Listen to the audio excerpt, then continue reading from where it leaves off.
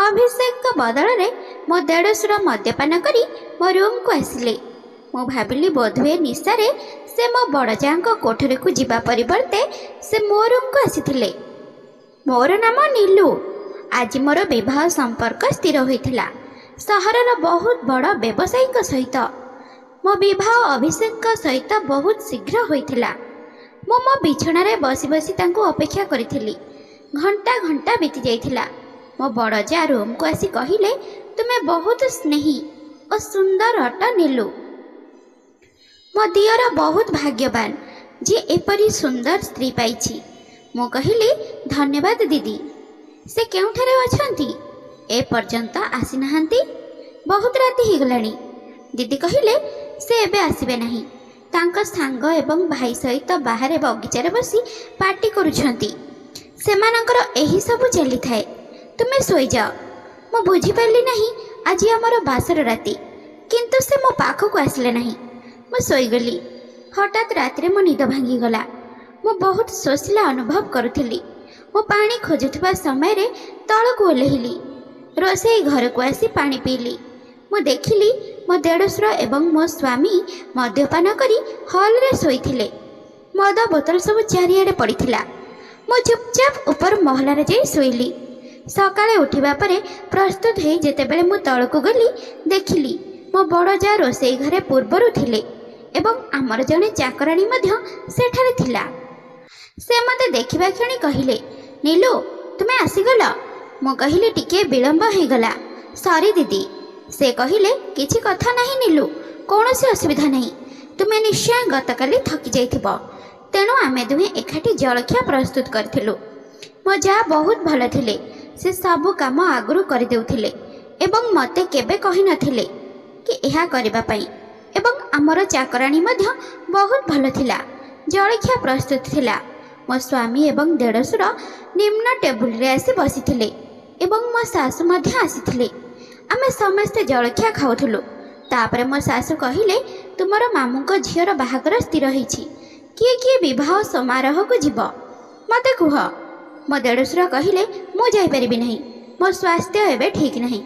तापरे मो स्वामी कहिले, मोर एक जरूरी बैठक अछि, मु जाई परिबि नहीं। मो सासु कहिले, ठीक अछि, मते जीवाकु पड़िबो। आज अपराह्न ट्रेन रे मते नहीं छाड़ी देब। मो देढ़शुर कहिले, ठीक अछि माँ, मु तुमको नहीं स्टेशन रे छाड़ी देबी।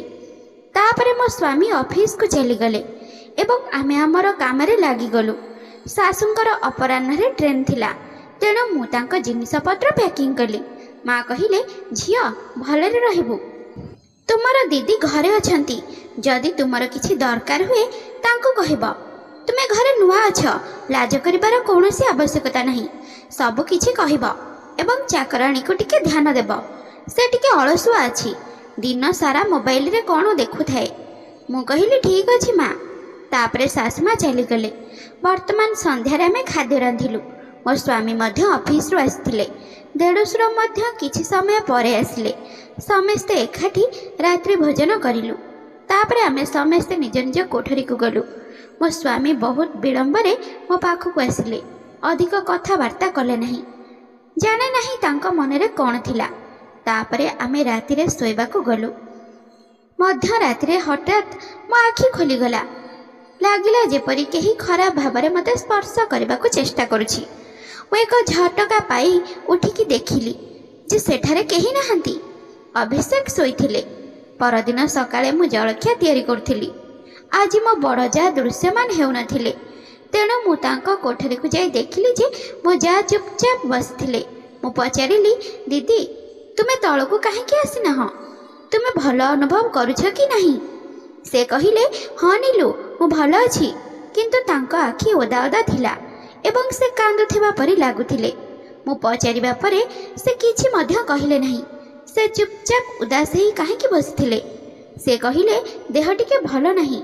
से भल अनुभव करू नथिले, सेथिपई तांको आखि एहिपरि देखा जाउछि। मो सहित किछि होई नहीं।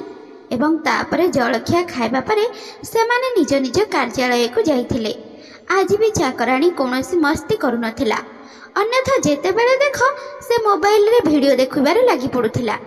आज से मध्य चुपचाप रहिथिला। ମୁଁ କହିଲି ଆଜି ତୁମେ ଏତେ ଶାନ୍ତ କାହିଁକି? ସେ ବି କିଛି କହିଲା ନାହିଁ। ଲାଗୁଥିଲା ଯେମିତି ଏହି ଘର ଦେଖାଯାଉଛି ଯେମିତି ସେମିତି ନୁହଁ, ଭିତରର କଥା କିଛି ଅଲଗା ଅଛି, ଯାହା ବୁଝା ପଡ଼ୁନଥିଲା। ମୁଁ କ'ଣ ଘଟୁଛି ବୁଝିପାରିଲି ନାହିଁ। ଅପରାହ୍ନରେ ଦିଦି ତଳକୁ ଆସିଲେ ଏବଂ ଚୁପଚାପ ଥିଲେ। ମୁଁ ବହୁତ ଥର ତାଙ୍କୁ ପଚାରିବାକୁ ଚେଷ୍ଟା କଲି ଯେ କଥା କ'ଣ। ସେ କିଛି କହିଲେ ନାହିଁ। ବାରମ୍ବାର ମୋର ଧ୍ୟାନ ମଧ୍ୟ ତାଙ୍କ ଆଡ଼କୁ ଯାଉଥିଲା। ମୁଁ ଏହି କଥା ମୋ ଶାଶୁଙ୍କୁ ଫୋନ୍ କରି କହିଲି ଏବଂ ସେ କହିଲେ ଯେ ଭଲ ଅନୁଭବ ସେ କରୁନଥିବ, ତାର ଦେହ ଖରାପ ହେଇଥିବ, ନଚେତ୍ ସେ କାହିଁକି ଚୁପ୍ ରହିବ? ସବୁ ଠିକ୍ ହେଇଯିବ, ତୁମେ ଚିନ୍ତା କର ନାହିଁ କହି ସେ ଫୋନ୍ କାଟିଦେଲେ। ବୋଧହୁଏ ସେ ଏକ ବିବାହ ଉତ୍ସବରେ ବ୍ୟସ୍ତ ଥିଲେ। ସନ୍ଧ୍ୟା ସମୟରେ ପନିପରିବା ସରିଯାଇଥିଲା, ତେଣୁ ମୁଁ ଚାକରାଣୀକୁ କହିଲି ମାର୍କେଟ ଯାଇ ପନିପରିବା ଆଣିବାକୁ। ସେ କହିଲା, ଆରେ ଦିଦି, ବାହାରେ ଗେଟ୍ ପାଖକୁ ଦେଖ, ସେଠାରେ ଠେଲାବାଲା ଆସିଛି, ତାକୁ ଅଟକାଇ ପନିପରିବା ନେଇ ଆସିବା। ଆମେ ତାଙ୍କୁ ଅଟକେଇଲୁ। ଚାକରାଣୀ କହିଲା, ଶୀଘ୍ର କର ଦିଦି, ଶୀଘ୍ର, ଭାଇ ଆସିଯିବେ।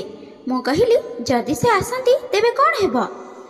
ପରିବା ତ ନେଉଛେ, ଏଥିରେ ବଡ଼ କଥା କ'ଣ ଅଛି? ଏତିକି ମଧ୍ୟରେ ଅଭିଷେକ ଆସିଥିଲେ। ଜଣା ନାହିଁ ସେ ଆଜି ଶୀଘ୍ର କାହିଁକି ଆସିଥିଲେ। ସେ ପନିପରିବା ବାହାର ଠେଲାରୁ ପନିପରିବା ନେଇଯାଉଥିବାର ଦେଖି ଚିତ୍କାର କରିବାକୁ ଲାଗିଲେ ଏବଂ କହିଲେ, ଘର ଭିତରକୁ ଆସ, ମୁଁ କହିବି। ଆମେ ଭିତରକୁ ଆସିଲୁ। ସେ ଚାକରାଣୀ ଏବଂ ମୋତେ ଗାଳି ଦେଇ କହିଲେ ଯେ ସେମାନେ ଏହି ଚାକରାଣୀକୁ ମାଗଣାରେ ଟଙ୍କା ଦେଉଛନ୍ତି କି? ତାକୁ ବଜାରକୁ ପଠାଇ ପାରିଲ ନାହିଁ କ'ଣ ପାଇଁ? ତୁମେ ବାହାରକୁ ଯିବାର ଆବଶ୍ୟକତା କ'ଣ ଥିଲା?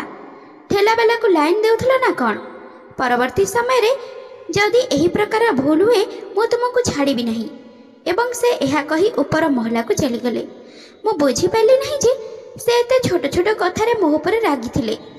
ଚାକରାଣୀ କହିଲା, ସେଥିପାଇଁ ତ ମୁଁ କହୁଥିଲି ଶୀଘ୍ର ଦିଦି, କାରଣ ଭାଇ ଏହିପରି କ୍ରୋଧିତ ହୁଅନ୍ତି। ବର୍ତ୍ତମାନ ରାତିରେ ରାତ୍ରି ଭୋଜନ କରିବା ପରେ ସମସ୍ତେ ନିଜ କୋଠରୀକୁ ଗଲେ। କିଛି ସମୟ ପରେ ଅଭିଷେକଙ୍କ ବଦଳରେ ମୋ ଦେଢ଼ଶୁର ମଦ୍ୟପାନ କରି ନିଜକୁ ନିଃଶକ୍ତ ଅବସ୍ଥାରେ ମୋ କୋଠରୀକୁ ଆଣିଲେ। ମୋତେ ଲାଗିଲା ବୋଧହୁଏ ସେ ନିଶାରେ ଦିଦିଙ୍କ କୋଠରୀକୁ ଯିବା ପରିବର୍ତ୍ତେ ସେ ମୋ ରୁମ୍କୁ ଆସିଯାଇପାରନ୍ତି। ମୁଁ କହିଲି, ଭାଇ, ଏହା ତୁମର କୋଠରୀ ନୁହେଁ, ତୁମେ ଭୁଲରେ ମୋ କୋଠରୀକୁ ଆସିଯାଇଛ। ସେ କହିଲେ, ଭୁଲରେ ନୁହେଁ, ମୁଁ ଏଠାକୁ ଜାଣିଶୁଣି ଆସିଛି। ଅଭିଷେକ ତୁମକୁ କିଛି କହିନାହିଁ କି ଆଜି ମୋର ପାଳି ବୋଲି? ସେ କ'ଣ କହୁଥିଲେ ମୁଁ କିଛି ବୁଝିପାରୁନଥିଲି। ସେ ମୋର ଅଧିକ ନିକଟତର ହେବାକୁ ଲାଗିଥିଲେ। ମୁଁ ଜୋରରେ ପାଟି କରି ଡାକିଲି, ଅଭିଷେକ ଆସ, ଦେଖ ଦେଢ଼ଶୁରଙ୍କ ସହିତ କ'ଣ ହେଇଛି। ମୁଁ ଜୋରରେ ପାଟି କରି ଡାକିଲି, ଚିଲେଇଲି। ଦିଦି ଓ ଅଭିଷେକକୁ ଡାକିଲି। ତାପରେ ଦିଦି ଆସିଗଲେ। ସେ କହିଲେ, ଦୟାକରି ଏହା କର ନାହିଁ। ତୁମେ ମୋ ସହିତ ଯାହା ଚାହିଁବ ତାହା କରିପାରିବ, କିନ୍ତୁ ନୀଲୁଙ୍କ ସହିତ ଏହିପରି କିଛି କର ନାହିଁ। ଏତେ ଦିନ ଧରି ତୁମେ ଉଭୟ ଭାଇ ମୋ ସହିତ ଏସବୁ କରିଆସିଛ, କିନ୍ତୁ ନୀଲୁର ଜୀବନକୁ ନଷ୍ଟ କରନି। ଏବଂ ପରେ ଅଭିଷେକ ମଧ୍ୟ ଦୌଡ଼ି ଆସି ପହଞ୍ଚିଗଲେ। ସେ କହିଲେ, ଏସବୁ କ'ଣ? ଏତେ ଦିନ ଧରି ମୁଁ ଭାଉଜଙ୍କ ସହିତ ଏସବୁ କରୁଥିଲି, ତେଣୁ ଭାଇଙ୍କର ମଧ୍ୟ ଅଧିକାର ଅଛି। ଏସବୁ ଶୁଣିବା ପରେ ମୋ ଲୋମ ଟାଙ୍କୁରି ଉଠିଲା। ଏହା କ'ଣ ଥିଲା? ବାହାରୁ ଏତେ ସୁନ୍ଦର ଦେଖାଯାଉଥିବା ପରିବାର ଘର ଭିତରୁ ଅତ୍ୟନ୍ତ ବିପଜ୍ଜନକ ଥିଲା। ଦେଖୁ ଦେଖୁ ସେମାନେ ଆମକୁ ପିଟିବା ଆରମ୍ଭ କଲେ ଏବଂ କିଛି ସମୟ ପରେ ସେମାନେ ଆମକୁ କୋଠରୀରେ ତାଲା ପକାଇ ବାହାରକୁ ଗଲେ। ମୁଁ ଦିଦିଙ୍କୁ ପଚାରିଲି, ଏସବୁ କ'ଣ ଦିଦି? ଦିଦି କହିଲେ, ଆମ ଘରେ ଏହିସବୁ ହେଉଛି ନୀଲୁ, ସେଥିପାଇଁ ମୁଁ ଜଣେ ମାତା ହେବାକୁ ସକ୍ଷମ ହୋଇପାରିଲି ନାହିଁ। ଭାଇମାନେ ସୌଖିନ ପ୍ରକାରର, ଦୁହେଁ ମୋତେ ମାରପିଟ କରନ୍ତି ଏବଂ ମୋ ସହ ପଶୁ ପରି ବ୍ୟବହାର କରନ୍ତି। ମୁଁ କହିଲି, ତୁମେ ଶାଶୁ ମାଆଙ୍କୁ କାହିଁକି ଏ କଥା କହିଲ ନାହିଁ? ମୁଁ ବହୁତ ଥର କହିବାକୁ ଚେଷ୍ଟା କରିଥିଲି। ଦୁଇ ଭାଇ ମୋତେ ଫସେଇ ଦିଅନ୍ତି ଯେ ମୋର ଚରିତ୍ର ଖରାପ ଏବଂ ମୁଁ ଅନ୍ୟଆଡ଼େ ମୁହଁ କଳା କରୁଛି, ତେଣୁ ମୁଁ ମୋ ଶାଶୁଙ୍କୁ କହିବା ବନ୍ଦ କରିଦେଲି। କିନ୍ତୁ ବର୍ତ୍ତମାନ ଏହା ବହୁତ ଅଧିକ ହୋଇଗଲାଣି କି ବର୍ତ୍ତମାନ ଦୁହେଁ ତୁମ ସହିତ ମଧ୍ୟ ସମାନ କାମ କରିବାକୁ ଯାଉଛନ୍ତି। ଏହା କହି ସେ କାନ୍ଦିବାକୁ ଲାଗିଲେ। ଆମେ ବର୍ତ୍ତମାନ କ'ଣ କରିବା ଉଚିତ କିଛି ବୁଝା ପଡ଼ୁନଥିଲା। ସକାଳେ ଚାକରାଣୀ ଆସି କବାଟ ଖୋଲିଲା। ସେ ମୋ ଯାହାଙ୍କୁ କହିଲା, ଦିଦି, ତୁମେ କେତେ ପର୍ଯ୍ୟନ୍ତ ଏହିସବୁ ସହ୍ୟ କରିବ? ଆମେ ବର୍ତ୍ତମାନ କିଛି ବୁଝିପାରିଲୁ ନାହିଁ ଯେ ଆମେ କ'ଣ କରିବୁ। କିଛି ସମୟ ପରେ ଅଭିଷେକ ଆସିଲେ। କହିଲେ, ଚୁପଚାପ ରାଜି ହୁଅ ଏବଂ ଭାଇ ସହିତ ଯାଅ। ତୁମର ଏଥିରେ ସମସ୍ୟା କ'ଣ? ଘର କଥା ଘର ଭିତରେ ରହିବ। ଆମେ ପରସ୍ପରର ଧ୍ୟାନ ରଖିଲେ ଆମେ ଖୁସିରେ ରହିବା। ମୁଁ କିଛି କହିଲି ନାହିଁ। ଏବେ ଦିଦି ଆସି କହିଲେ, ତୁମେ ପ୍ରସ୍ତୁତ ରୁହ, ବହୁତ ସହ୍ୟ କଲିଣି, କିଛି ନା କିଛି ତ କରିବାକୁ ପଡ଼ିବ। ଥରେ ମୁଁ ଏହି କଥା ମାଆଙ୍କୁ କହିଥିଲି ଯେ ସେ ମୋତେ ବିଶ୍ୱାସ କରୁନାହାନ୍ତି। ଏଥର ପ୍ରମାଣ ସହିତ ସବୁ କିଛି ଦେଖେଇବା। ରାତିରେ ମୋ ସ୍ୱାମୀ ଓ ଦେଢ଼ଶୁର ବହୁତ ଖୁସି ଥିଲେ।